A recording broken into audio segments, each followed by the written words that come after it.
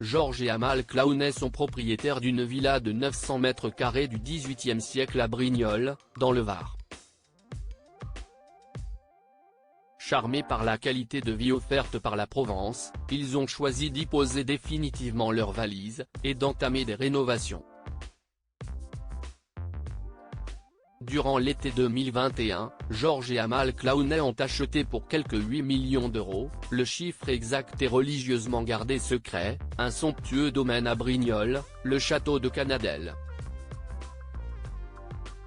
Ce petit coin de paradis est doté d'une très belle bâtisse de 900 mètres carrés, posée sur un terrain de plus de 180 hectares.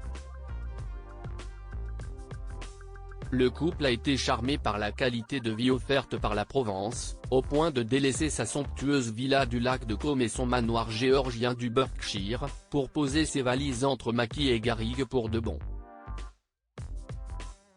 C'est ce que l'on apprend dans la dernière édition de Paris Match, parue en kiosque ce jeudi 8 février 2024. Nos confrères révèlent notamment tous les travaux effectués par les parents d'Ella et Alexander.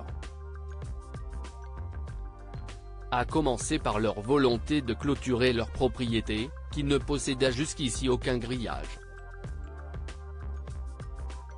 Quant à leur maison, le maire de Brignoles Didier Brémond a expliqué au magazine que Georges Claounet a tout refait dans un style italien, sans doute un peu comme ce qu'il a dans sa maison du lac de Côme. Georges et Amal Claounet adoptés par les habitants. Beaucoup d'ouvriers italiens sont sollicités, ainsi que des décorateurs parisiens. Il y a également des paysagistes tous les jours, qui ont pour mission d'entretenir tout l'extérieur, notamment composé d'une piscine, d'un terrain de tennis, et d'une pinède avec un petit lac à l'abri des regards.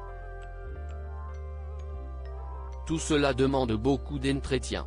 Enfin, le couple a également fait appel en ce début février à une autre entreprise qui s'occupe du terrassement et des plantations. Tous les moyens sont donc mis en œuvre pour qu'ils vivent dans les meilleures conditions possibles. À noter que la présence de Georges et Amal Claounet à Brignoles ne passe bien évidemment pas inaperçue auprès des habitants. Ni auprès de ceux du village de Cotignac, où ils se sont rendus le 3 février, comme le racontent nos confrères de Paris Match qui étaient à leur côté. Le couple s'est volontiers arrêté auprès des passants pour échanger avec eux, avec le sourire et sous un doux soleil d'un hiver à 20 degrés. Difficile de rêver mieux,